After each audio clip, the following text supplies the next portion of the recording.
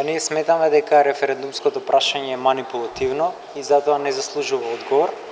бидејќи него положува тестот на добри референдумски практики утврден од Венецијанската комисија и поради тоа сметаме дека бојкотот на ваквиот манипулативен и противзаконит, односно противуставен референдум е единствениот начин да се спаси републиката, бидејќи во тој случај останува одлуката на референдумот од 1991 година, која може да биде заменета само со друга одлука. Во случај доколку таква друга одлука нема, тогаш таа останува и тоа е единствениот, и затоа ја крстивме трибината бојкотот како самоодбрана, бидејќи тоа е единствениот интелигентен начин ненасилно да се спротивставите против ваквиот манипулативен тип на референдум. Сметате дека треба да беше попросто, поедноставно референдумското прашање? Да, апсолутно. Значи законодавецот беше должен да го стави на гласање синтагмата Северна Македонија. Тогаш прашањето ќе беше јасно, едноставно и тогаш ќе можеше да се опипа пулсот на народот, дури и да е консултативен референдумот, но во случајот со ставањето на Европска унија во прашањето се отиде на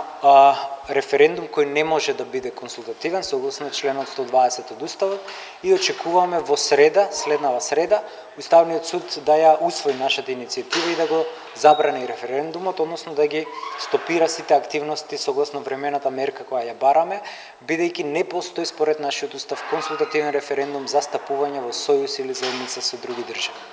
Најпрво самото тоа што Уставниот суд ја прифаќа итноста на постапката е добар знак, бидејќи тој досега знаел да вози во процедурата и со години да не поставува одредено прашање на дневен ред. Самото тоа ни дава надеж да се надеваме дека Уставниот суд ќе се одважи да го, дури и да не ја усвои времената мерка, барем да започне иницијатива за поништување на одлуката, бидејќи ние ја спориме и од формално правен и од материјално правен аспект. Во случајот доколку се спори одлука од формално правен аспект, нема друга опција освен да се поништи. Во случајов ја спориме од формално правен аспект затоа што недостасуваат три задолжителни дела на содржината на одлуката, кои убаво се објаснети во иницијативата, а од материјално правен аспект спориме за нејасноста на прашањето, односно невозможноста на таква формулација на прашањето и на консултативноста на референдумот, која што не е допуштена во случај на сојузување.